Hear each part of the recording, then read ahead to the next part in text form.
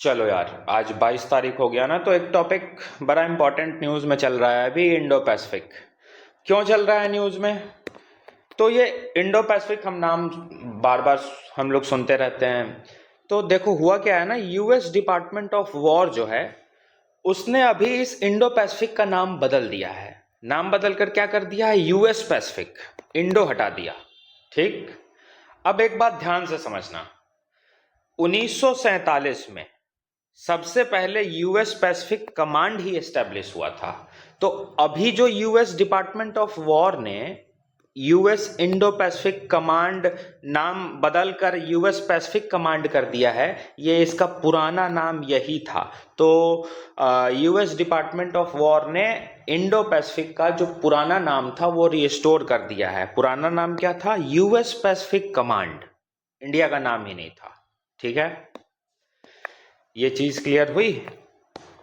ये जो अभी न्यूज में बात चल रही है कि यूएस के डिपार्टमेंट ऑफ वॉर ने US Indo Pacific command, Indo Pacific हम पढ़ते आए हैं, अभी तक इसका नाम यूएस इंडो पैसिफिक कमांड था, इस नाम को बदल दिया। बदल कर क्या कर दिया है, यूएस पैसिफिक कमांड। और ये नया नाम नहीं रखा है, यूएस पैसिफिक कमांड ही था पहले 1947 में, अभी तो बस रीस्टोर कर दिया है। अभी पूरी क्रोनोलॉजी तुमको समझा देते हैं। देखो, 1947 में सबसे पहले यूएस पैसिफिक कमांड एस्टेब्लिश हुआ था। इसको शॉर्ट में हम यूएस, पीए से पैसिफिक और सीओएम से कमांड बोलते हैं। ठीक। फिर 2007 आता है, 1947 के बाद सीधा 2007 आया है।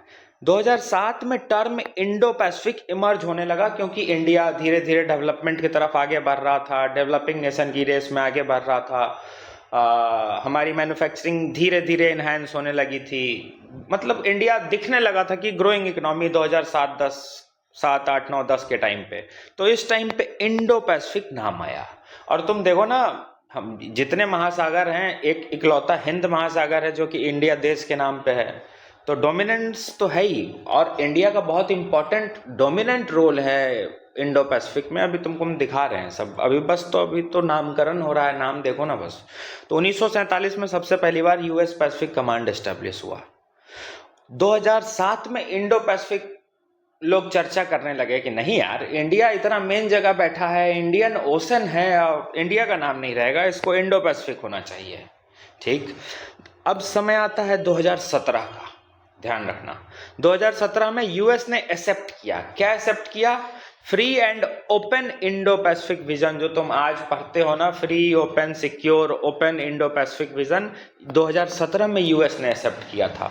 फिर 2018 में यूएस ने क्या किया, ये जो यूएस पैसिफिक कमांड था, जो इसका सबसे पुराना 1947 का नाम था, 2018 में इसका नाम बदल के कर दिया यूएस इंडो पैसिफिक कमांड। और 2018 से ही इंडो पैसिफिक खूब ज्यादा टर्म में आने लगा, और अभी तक ये इंडो पैसिफिक ही यूज हो रहा था। अभी recently US department of war ने, देखो ना, 2026 में इसका नाम बदल दिया है। ओरिजिनल नेम जो इसका था वो रीस्टोर कर दिया है। ओरिजिनल नेम क्या था? US Pacific command. और 2025 में भी यूएस ने इसका एक हल्का हिंट दिया था। उसने इंडो पैसिफिक नहीं बोला था, एक इंटरव्यू में उसने एशिया पैसिफिक बोला था। ये पूरा इवोल्यूशन था 1947 से 2026 तक के हालातों का। अब कुछ चर्चा देखो। 2017 का समय, 2018 का समय, सरकार है बीजेपी का, और इसी टाइम यूएसए और इंडिया बहुत ज़्यादा स्ट्रांग धीरे धीरे ग्रो कर रहे थे। बीजेपी में मोदी जी और ट्रंप का जोड़ी दिखता था न्यूज़ में सबको।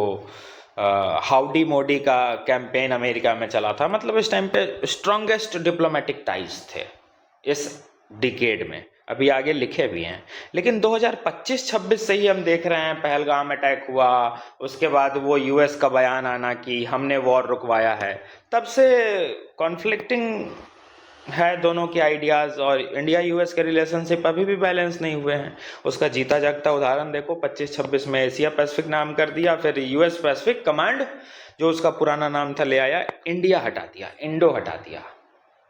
क्यों? क्योंकि अभी कलेश चल रहे हैं यूएस के साथ। ठीक है, तो तुमको हम शॉर्ट में तो बता ही दिए, अब एग्जैक्ट रीजन देख लो, ऐसा क्यों, ये क्यों कर दिया ऐसा नाम चेंज। तो देखो, 2017 से 23 का जो समय था और कुछ अर्ली 2024 के कुछ महीने, इंडिया यूएस का जो बायलैटरल टाइज था वो स्ट्रॉन्गेस्ट था सिंस इंडिपेंडेंस। इंडिया के पास हाईएस्ट निगोशिएशन पावर थी। हम चाबहार पोर्ट भी डेवलप कर रहे थे, रसिया से तेल भी मंगा रहे थे, यूएस का इस्तेमाल करके चाइना को भी काउंटर कर रहे थे, क्वाड पे भी हमारी स्ट्रॉन्गेस्ट प्रेजेंस होते जा रही थी। और हो क्यों रहा था? ऐसा नहीं है कि इंडिया को ये ऐसे ही यूएस बहुत, मतलब यूएस को इंडिया बहुत पसंद आ गया था, मोदी जी बहुत पसंद आ गए थे, ऐसी कोई बात नहीं थी। उस टाइम पे यूएस को चाइना को काउंटर करना था, इसीलिए इंडिया को बार्गेनिंग पावर वो दे रखा था, ठीक है। और अब आइडियोलॉजीज बदले, रिलेशनशिप्स बदला, तो देखो 25-26 में देखो इंटरेस्ट डेविएट कर रहे हैं ना। अब धीरे धीरे रिश्ते अच्छे होंगे, वापस से इंडो पैसिफिक आ जाएगा, ठीक। इसलिए एक बात कही जाती है कि there is no permanent friend and permanent enemy in foreign relation, the only thing which matters is national interest. Foreign relation में, डिप्लोमेसी में कोई परमानेंट ना दोस्त है ना दुश्मन है, एक ही चीज मैटर करती है, वो है अपना नेशनल इंटरेस्ट, अपना फायदा, जिसको तुम सेल्फिश अप्रोच बोलते हो। तो फॉरेन डिप्लोमेसी में सेल्फिश अप्रोच ही काम करती है, जिसको कॉन्सेप्ट ऑफ रियलिज्म कहते हैं। पीएसआईआर का एक डिबेट है, अब तो खैर वो जीएस में भी आ चुका है, इतना इवॉल्व हो चुका है वो कॉन्सेप्ट, क्योंकि वो पूरे हमारे फॉरेन पॉलिसी से लिंक है कि the concept of idealism versus realism. और इस बार तो इवन वो हाइपर रियलिस्टिक अप्रोच से पीएसआईआर में क्वेश्चन पूछा है। So what is hyper realistic approach? तो पीएसआईआर वाले थोड़ा सा ध्यान देना इस रियलिज्म के कॉन्सेप्ट पे, ठीक। इसी रियलिज्म के कॉन्सेप्ट को चाणक्य भी सपोर्ट करते हैं, Indian political thinker. Again PSIR वाले स्ट्रेस देना, एथिक्स जीएस4, चाणक्य के थॉट्स, तो ये लिंक होके क्वेश्चन बनेगा इससे, ठीक है। हाइपर रियलिज्म पूछा है पीएसआईआर में, तुम चेक करना। ऐसा नहीं है कि पीएसआईआर का पेपर मेंस में जो 2025 में पूछा वो अनप्रेडिक्टेबल था, ऐसा नहीं है कि बहुत हार्ड पूछा था, नहीं, मुझे सबसे इजी पेपर पीएसआईआर पेपर 2 का ही लगा। तुम अगर लेजिटिमेट वे में तैयारी किए हो तो मेंस में यूपीएससी अच्छा खेलता है यार, मेंस में बहुत बेहतरीन सवाल बनाता है, वो गच्चा देने वाला काम प्रीलिम्स में ही कर देता है, ठीक। तो वही हम तुमको बताए हैं कि 2025 के बाद रिश्ते खराब हुए, इसीलिए ये इंडो पैसिफिक हट के यूएस पैसिफिक कमांड बन गया है। तो उसके बोलने से होने जाने वाला कुछ है नहीं। अभी तुमको हम आगे की कहानी बताते हैं। अभी तो नामकरण पे ही चर्चा कर रहे थे, इंडो पैसिफिक का नाम कैसे हुआ, यूएस पैसिफिक कमांड क्या है, तो ये तुमको पूरा समझ में आ गया। रियलिज्म चाणक्य पर थोड़ा सा बात कर लिए।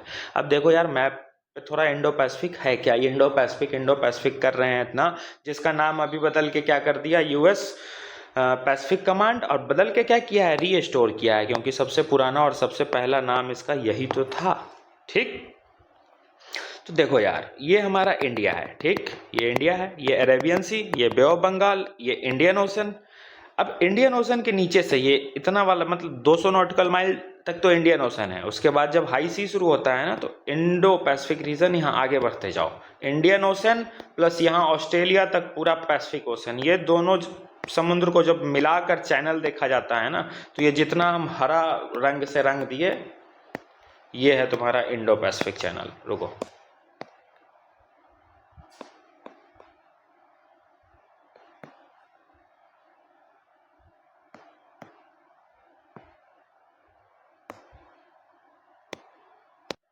अरे मेरे पास बहुत कलर है, पानी के कलर जिस कलर का होता है उस कलर से तुमको हम दिखा दे। ये है पूरा इंडो पैसिफिक, जिसमें आधा पानी इंडियन ओशन का है, आधा पानी पैसिफिक ओशन का है, इसलिए इसको दोनों मिला के जोड़ के कह देते हैं इंडो पैसिफिक। इसी का नाम पहले यूएस पैसिफिक कमांड था। इधर पैसिफिक ओशन है ऑस्ट्रेलिया के पास, इधर इंडियन ओशन है।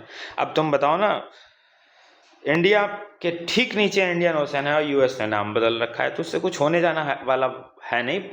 बस ठीक है, वो एक डिप्लोमेटिक प्रेशर है कि देखो नाम बदल दिए, लेकिन अब इंडिया की पोजीशन बहुत बदल गई है ग्लोबल लेवल पे, तो उसका काउंटर रेडी रहता है। देखो, अब देखते हैं इंपॉर्टेंस ऑफ इंडो पैसिफिक। तो तुमको इंडो पैसिफिक समझ में आ गया कि इंडो पैसिफिक है क्या। अब इस मैप पे थोड़ा सा और डिटेल में आगे चर्चा करेंगे। पहले इस इंडो पैसिफिक की इंपॉर्टेंस तो देख लो, दो समुद्र को जोड़कर एक बना दिया गया Indo Pacific region, IOR region इसको हम कहते हैं, इंडियन ओशन पैसिफिक ओशन, दोनों को मिला के इंडो पैसिफिक। यहाँ यूएस है, जापान है, ये आसियान कंट्रीज है, ये चाइना है, ये इंडिया है, ये इंडिया का नॉर्थ ईस्ट है, यहाँ नीचे बे ऑफ बंगाल, इधर अरेबियन सी। तो अब इस इंडो पैसिफिक की इंपॉर्टेंस देखो, इंडो पैसिफिक क्यों इतना इंपॉर्टेंस रखता है। तो पूरे दुनिया का अगर हम देखें तो 60% ग्लोबल जीडीपी तो इसी इंडो पैसिफिक रीजन वाले कंट्री से आ रहे हैं। 65% पूरे दुनिया का पॉपुलेशन इसी इंडो पैसिफिक कंट्रीज में है। इंपॉर्टेंट चोक पॉइंट्स है इस इंडो पैसिफिक रीजन में, जैसे कि Malacca strait, Taiwan straight, specially Malacca strait, जिस पे इंडिया का बहुत स्ट्रांग होल्ड है और एक डिलेमा फेस करता है चाइना, मलक्का डिलेमा, जिसकी चर्चा हम बहुत बार कर चुके हैं। तुम सब लोग जानते हो, जो एकदम नए आए हैं अभी यूपीएससी में उनको ये समझने में इशू होगा, आगे कराते हैं मलक्का डिलेमा, चिंता मत करो। और क्यों जरूरी है और क्या इंपॉर्टेंस है इंडो पैसिफिक की, तो पूरे दुनिया का आधा से ज़्यादा जो ग्लोबल ट्रेड हो रहा है वो इसी इंडो पैसिफिक होके गुजरता है, इसी में पूरा ट्रेड हो रहा है। ठीक, मार्केट कनेक्टिविटी, बड़े बड़े मार्केट को देखो। अब एक और चीज़ ध्यान से देखना, ये हमारा इंडिया है, इधर Pacific region, Japan, US, China, और इधर अफ्रीकन और मिडिल ईस्ट कंट्री है, Iran, West Asia, Middle East, Africa इधर है इस साइड, जब हम अरेबियन सी से और लेफ्ट के साइड बढ़ते हैं तब।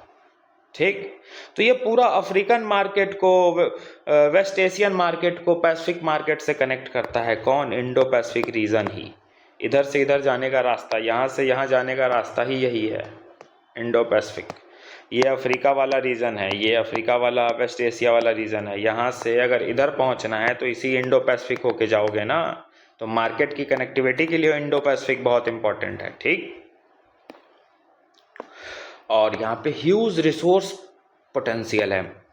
ये मरीन रिसोर्सेस जानते हो ना, पॉलीमेटेलिक नोड्यूल्स हो गए, जैसे माइनिंग धरती में से रिसोर्सेस निकलते हैं, समुद्र में से भी निकलता है। ठीक, blue economy, marine resources, fisheries, aquaculture, इन सब के लिए इम्पॉर्टेंट है इंडो पैसिफिक। तो ये इसकी कुछ इम्पॉर्टेंट पॉइंट्स थे कि वाई इंडो पैसिफिक मैटर्स। तो इंडो पैसिफिक की क्रेडिबिलिटी इतनी ज़्यादा इसलिए है क्योंकि इतने सारे इसके पॉइंटर्स हैं। ठीक, ध्यान रखना। अब इंडो पैसिफिक में चैलेंजेस क्या क्या आ रहा है, समस्या क्या क्या आ रहा है। तो चैलेंजेस और वे फॉरवर्ड पे बात करने से पहले मैप समझते हैं।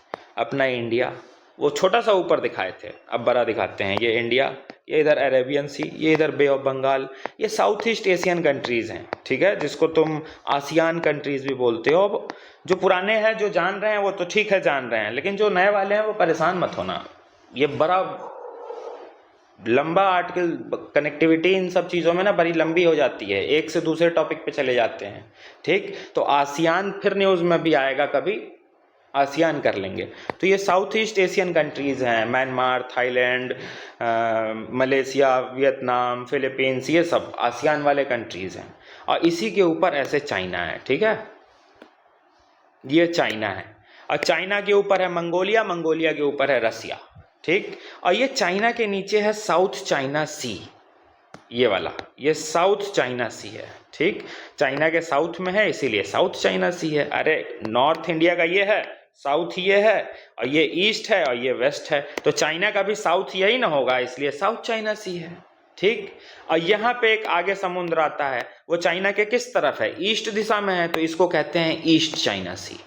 ठीक, अब ये इतना डिटेलिंग आगे आएगा, अभी हम बस इंडो चाइना सी पढ़ा रहे हैं, सॉरी इंडो पैसिफिक पढ़ा रहे हैं। ठीक, तो चैलेंजेस को समझने के लिए कुछ तुमको एक दो बात समझना होगा, इसलिए थोड़ा डिस्कस कर रहे हैं। इंडिया हो गया, आसियान कंट्रीज होते हैं ये। अब क्या है आसियान कंट्रीज, बिगिनर्स नहीं समझ पा रहे हैं, भूल जाओ। यहाँ पे आसियान कंट्रीज हैं कुछ अलग अलग, वियतनाम, मलेशिया, फिलीपींस, इंडोनेशिया, इन कंट्रीज का एक ग्रुप है। म्यांमार वगैरह ये सब यहीं पे आते हैं, थाईलैंड, और ये पूरा हमारा चाइना है, ये वाला हिस्सा चाइना है।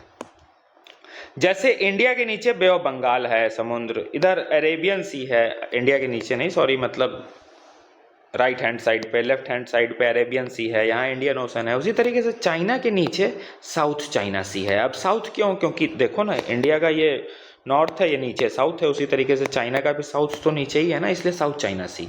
और एक समुद्र यहाँ पे है, इसी से कनेक्ट होके इसको चाइना कहता है ईस्ट चाइना सी, क्योंकि ईस्ट दिशा में है ये। तो चाइना क्या, पूरी दुनिया इसको ईस्ट चाइना सी कहती है। फिर ताइवान है इधर, फिलीपींस है, ये जापान, ये ऑस्ट्रेलिया। ठीक, अब देखो बाकी सब देश तो ठीक है, लेकिन बात करते हैं चाइना की, इसकी बात करते हैं। तो हम तुमको यार पहले भी बताए कि इंडियन ओशन यहाँ से लेकर और ऑस्ट्रेलिया के पैसिफिक ओशन तक के बीच के पानी को हम इंडो पैसिफिक कहते हैं। तो यहाँ ऐसा तो है नहीं कि इन बीच में पानी नहीं होगा, इन बीच में भी कहीं कहीं छोटे छोटे सीज हैं, जैसे कि साउथ चाइना सी हो गया, ईस्ट चाइना सी हो गया, फिर येलो सी है। तो छोटे छोटे समुद्र अंदर हैं, ठीक है, बाउंड्री में। ये जैसे कि एक एग्जांपल तुमको हम साउथ चाइना सी का यहाँ बताए हुए हैं। इस साउथ चाइना सी में ना चाइना अपनी मनमानी करता है। इंटरनेशनल लॉ है, उस इंटरनेशनल लॉ का नाम है UNCLOS, United Nation convention on laws of seas. ठीक, ये अनक्लॉज ये कहता है कि किसी भी देश के लैंड बाउंड्री से अगर कोई समुद्र सट रहा है, चिपक रहा है, उसकी बाउंड्री है, तो उस लैंड बाउंड्री से समुद्र का 200 नॉटिकल माइल तक का ही एरिया उसका होता है। ठीक, उससे आगे वो ग्लोबल प्रॉपर्टी है, हाई सी ट्रीटी में भी हम इसको पढ़े थे। अब देखो चाइना क्या कह रहा है कि 200 नॉटिकल माइल ये सब हम कुछ नहीं जानते हैं, अनक्लॉज ये सब बेकार है, हम एक अपना अलग समुद्र में बाउंड्री बनाएंगे, जिसका उसने नाम दे रखा है, पहले नाम दिया था 9 डैश लाइन, फिर नाम दे दिया 10 डैश लाइन।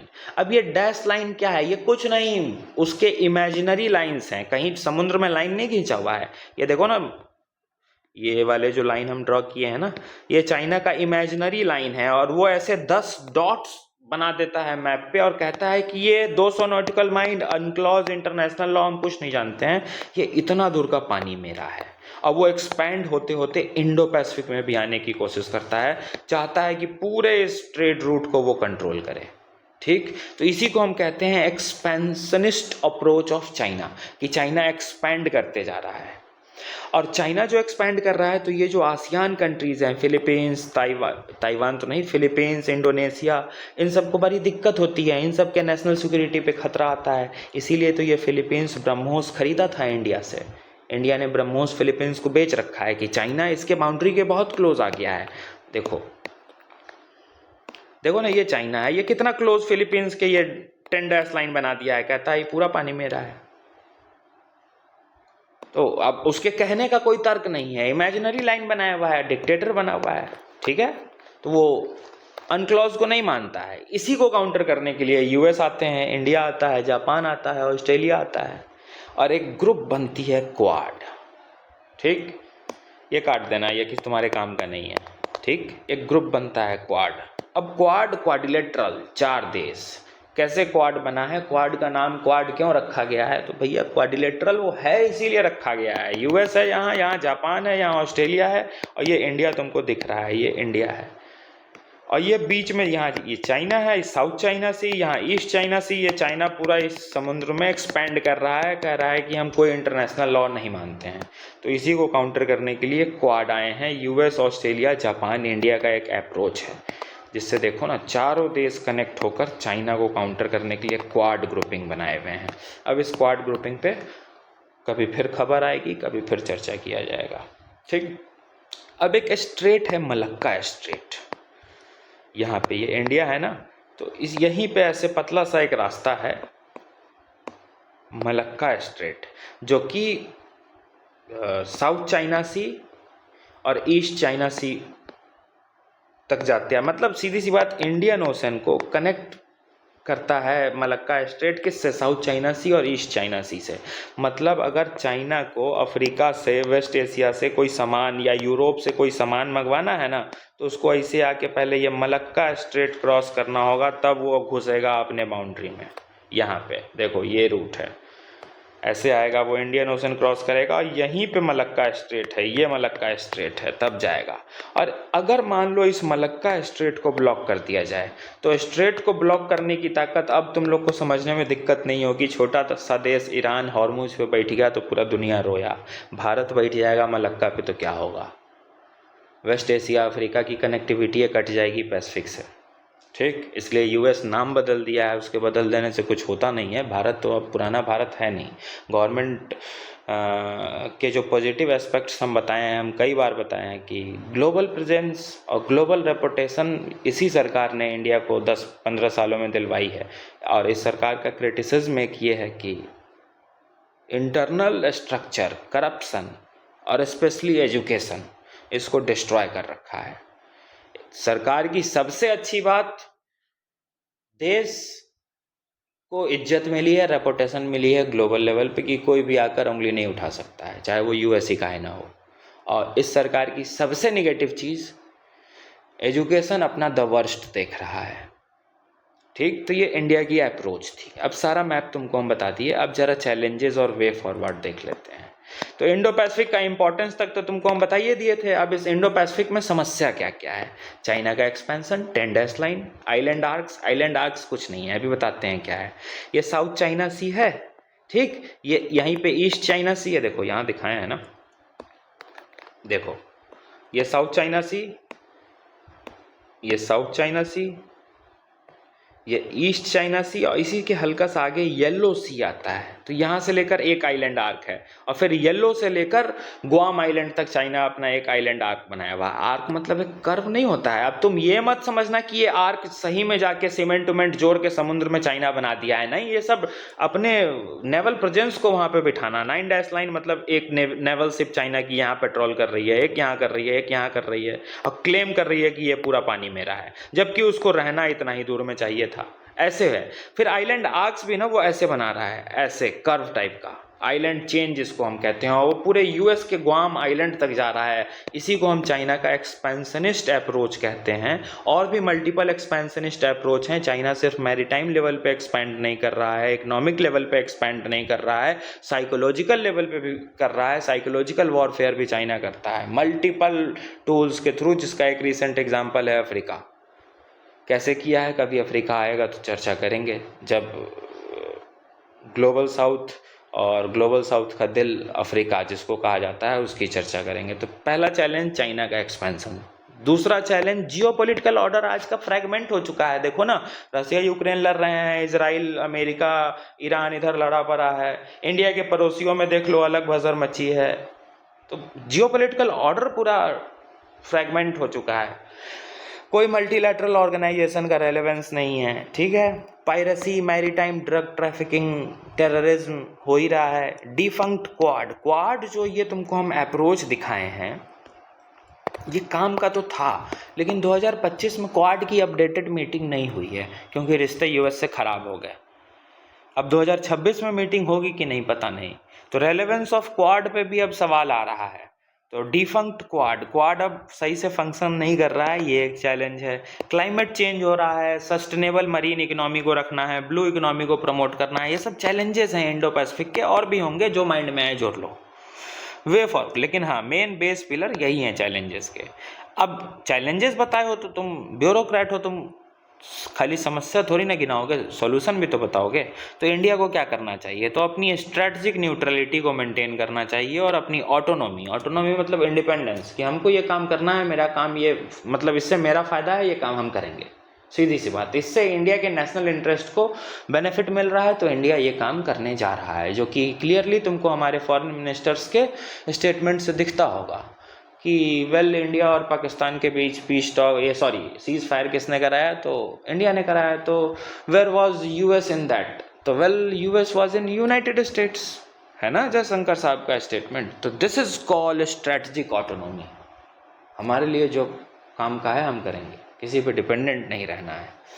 रीजनल ग्रुपिंग्स को हमको बढ़ावा देना चाहिए, जैसे कि बिम्स्टेक है। बिगिनर्स कंफ्यूज मत होना कि क्या ये बिम्स्टेक आ रहा है, आसियान आ रहा है। तुमको आज हम आसियान बिम्स्टेक पढ़ा ही नहीं रहे हैं, तुमको बस हम इंडो पैसिफिक बताए हैं। धीरे धीरे कनेक्टिविटी कंटिन्यू हो जाएगी, ये कहानी हर दिन चलेगी करंट अफेयर की। तुम 2 महीना जुड़े रहो, अपने आप में बदलाव देख लेना। बदलाव क्या देखोगे, ये सब बोलने वाली बात होती है। अभी 50 दिन में मेंस होना है, देखना कितना क्वेश्चन तुम बनाए हो। अगर ईमानदारी से डे 1 से मेरे साथ चल रहे हो तो हम क्वेश्चन डेली लिखवा रहे हैं ना, ज़्यादा नहीं। 60 दिन बाद मेंस होगा। हम क्या कराए हैं छोड़ दो, तुम ये बताना कि तुम क्वेश्चन लिख चुके हो कितना, जो मेंस में अभी 60 दिन में पूछा है, जो हम अपने डेली ग्रुप में डाल रहे हैं। इससे ज़्यादा बातें नहीं करेंगे। चलो, तो रीजनल ग्रुपिंग्स, बिम्स्टेक को बढ़ावा देना होगा। जो एकदम नए हैं, आ जाएगा, बिम्स्टेक आएगा, आसियान आएगा, साउथ चाइना सी, सब चर्चा में आएगा। आज बस इंडो पैसिफिक पे बात कर रहे हैं। इंडो पैसिफिक तुमको समझ में आया कि नहीं, ये इंश्योर करना। ठीक, इंडिया को अपना इंडिजीनियस डिफेंस कॉपरेशन कैपेबिलिटी को मजबूत करना होगा। उसको अपने हथियार बनाने होंगे, वो दूसरों के हथियारों पर निर्भर नहीं हो सकता है ना, तो फिर कैसे वो काउंटर करेगा। हमारा विकसित भारत 2047 का गोल भी है। और इंडिया का एक स्टेटस है, अभी जो ये हमारा एरा चला था ना 2017 से लेकर 2024 तक का, अभी 25-26 में ये चेंज हुआ है ना नाम। तो इंडो पैसिफिक में जो क्वाड, इन सब की रेलेवेंस आई थी, यूएस से रिश्ते अच्छे हुए थे, इन सब में इंडिया उभर कर आया था कि पूरे इंडो पैसिफिक रीजन में इंडिया नेट सिक्योरिटी प्रोवाइडर है। मतलब इस पूरे, देखो ये इंडिया, तुमको हम शॉर्ट में यहाँ से भी यहाँ पे भी हल्का सा दिखाए हैं। तो इस पूरे इंडो पैसिफिक रीजन में नेट सिक्योरिटी प्रोवाइडर है इंडिया, मतलब सिक्योरिटी इंश्योर करता है कि किसी को कोई तकलीफ दिक्कत ना हो। तो इंडिया को आज के डेट में भी ये अपनी स्टेटस मेंटेन करके रखनी होगी, ताकि वो काउंटर कर सके कि भैया तुम इंडो पैसिफिक अपने किताब में नाम लिखो या यूएस पैसिफिक कमांड लिखो, नेट सिक्योरिटी प्रोवाइडर तो हम ही हैं, हमारे बिना तुम्हारा कोई शिप नहीं जाएगा। मलक्का पे इतना स्ट्रांग होके बैठेंगे, और इंडिया बैठ रहा है। तुमको इतना रिलेटिव लिंकेज कोई नहीं कराएगा। ग्रेट निकोबार प्रोजेक्ट कराए थे अंडमान में, अब बोले थे कि डिस्पाइट इन्वायरमेंटल लॉस ये प्रोजेक्ट बहुत इंपॉर्टेंट है, इससे इंडिया को स्ट्रांग होल्ड मिल जाएगा मलक्का स्ट्रेट पे। यही है मलक्का स्ट्रेट, और यही है तुम्हारा नीचे अंडमान एंड निकोबार। और great Nicobar project, yes it cause some environmental consequences, लेकिन this is very crucial. Great Nicobar project बहुत इंपॉर्टेंट, हम कराए हुए हैं तुमको ये प्रोजेक्ट भी, और ये बात तुमको हम वहाँ पे डिस्कस कराए थे कि भले इन्वायरमेंट दाव पे लग रहा है, तुमसे बार बार क्वेश्चन में प्रोवोक करेगा कि लिख दो कि इंडिया ये गलत डेवलपमेंट कर रहा है, इससे अंडमान डूब जाएगा, क्लाइमेट चेंज हो जाएगा। नहीं, जरूरी है, वो जरूरी है, क्योंकि मलक्का स्ट्रेट पे इंडिया की जितनी स्ट्रांग डोमिनेंस होगी, इंडो पैसिफिक में उतनी ही स्ट्रांग डोमिनेंस इंडिया की बनी रहेगी। हमारे पास 2 एयरक्राफ्ट कैरियर है ही, अगर हम तीसरे की तरफ मूव कर गए हुए हैं ऑलरेडी, और अगर हम उसको जल्द से जल्द 5 साल 7 साल या मैक्सिमम 8 साल में अगर अचीव करते हैं, तो we hold a strong position in Indo Pacific. और अभी 6 महीने में यूएस आएंगे, चिंता मत करो, 6-7 महीना रुको ना, बस ज़्यादा नहीं। अभी दोस्ती होगी यूएस की इंडिया से बहुत गहरी, फिर वही दोस्ती करने आएगा, चिंता मत करो। अभी खोखला हुआ पड़ा है यूएस इजराइल सब, अभी तो तनातनी कर रहे थे।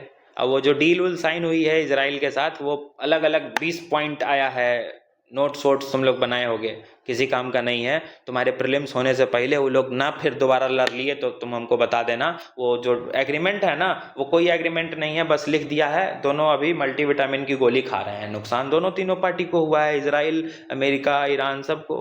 तो वो मल्टीविटामिन टैबलेट खाने के लिए थोड़ा सा पॉज लिए हैं, बॉडी वॉडी बना रहे हैं, इसलिए ट्रंप चाइना भी बैठ के गया है, और अभी इंडिया भी आया है, मीटिंग हुई है।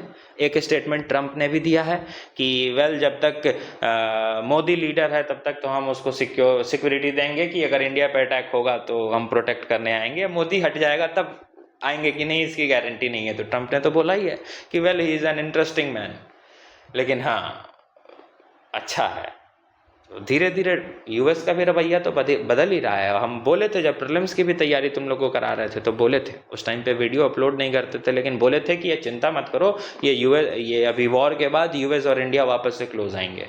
यूएस चाइना के साथ भी लिबरल होके अभी 6 महीना साल भर चलेगा, देख लेना। 1 साल 2026 में ये विटनेस करना, आंखों देखा। चाइना के साथ भी यूएस लिबरल रहेगा, इंडिया के साथ भी रहेगा। अब बीच बीच में लड़ाई पीट, इजराइल हो सकता है बम मार दे ईरान पे, ईरान, ये छोटी मोटी खटपट चलती रहेगी। वो जो एग्रीमेंट अभी आया है वो धरा का धरा रह जाएगा। ये लोग ऐसे ही लड़ते हैं। और अगर नहीं लड़ाई हुई तो वह एग्रीमेंट प्रीलिम्स से 1 महीना पहले कर लेंगे, अभी करने की जरूरत नहीं है। वो एग्रीमेंट हम बहुत भरोसे के साथ बोल रहे हैं, कुछ नहीं होगा, उससे पहले लड़ाई पीट हो जाएगी। हम याद है मोज़ेक डॉक्ट्रिन डाले थे, सीज फायर, तो उस समय साइन हुआ था। उस समय भी बोले थे कि ये सब ठीक है, सीज फायर ये सब चोचलेबाजी हैं, फिर वो लड़ेंगे, हम प्रिडिक्ट करके उस वीडियो में भी गए थे, जाके एंडिंग चेक कर लेना। फिर लड़े हैं, लेबनान पे बम मार दिया। अभी भी ये डील से इजराइल कहाँ पूरी तरीके से सेटिस्फाइड है? डील तो अमेरिका ईरान ने किया है, इजराइल कहाँ सेटिस्फाइड है? वो अपना डिसअफेक्शन तो दिखा ही रहा है। ठीक है, तो ये पूरा इंडो पैसिफिक का हमारा चर्चा था। इसके रिगार्डिंग मेंस का क्वेश्चन ग्रुप पे डाल दिया जाएगा। मैप वैप देखो यार, मैप कॉम्प्लेक्स बनाने की जरूरत नहीं है। कभी भी इंडो पैसिफिक आए जुगाड़ लेते जाओ ना, ऐसे करना, ऐसे करना। ये इंडिया का नॉर्थ ईस्ट हो गया, ये तुम्हारा आसियान हो गया, ये चाइना हो गया, और ये इंडो पैसिफिक रीजन। देखो थोड़ा और अच्छे से बनाते हैं, क्या तुम भी याद रखोगे? देखो ऐसे करना, ऐसे करना, ऐसे करना। ये नॉर्थ ईस्ट बन गया, ये आसियान बन गया, ये चाइना बन गया। अब 3 डब्बे बनाना, यहाँ जापान है, यहाँ यूएस है, यहाँ ऑस्ट्रेलिया है, और ये इंडो पैसिफिक है। और ऐसे क्वाड का अप्रोच दिखा देना। एक डायग्राम में क्वाड भी दिखा दिए, चाइना का 9 डैश लाइन, साउथ चाइना सी एक्सपेंशन भी दिखा देना, ये वाला डायग्राम। ये अपने आप में एक बड़े जियोपॉलिटिकल सिनेरियो को दिखा रहा है। चाइना का एक्सपेंशन, इंडो पैसिफिक इनिशिएटिव, और जो पूरा क्वाड का हमारा स्ट्रक्चर है वो। ठीक, मिलते हैं फिर, चलो।